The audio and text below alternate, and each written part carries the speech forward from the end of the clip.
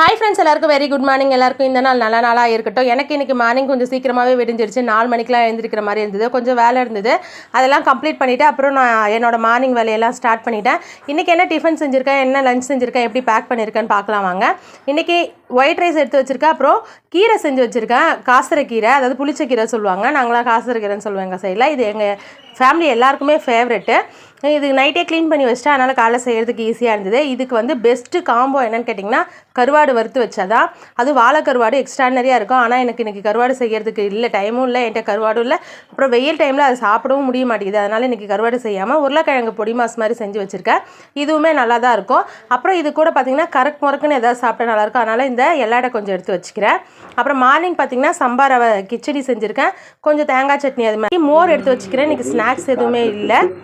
மஞ்சள் நிறத்தை பயன்படுத்தி இன்னைக்கு என்ன கலர் சொல்லியிருக்காங்க, அதை நான் எப்படி யூஸ் பண்ணியிருக்கேன்னு பாருங்கள். வீடியோ பிடிச்சிருந்தா லைக் பண்ணுங்கள், நம்ம சேனல் சப்ஸ்கிரைப் பண்ணுங்கள்.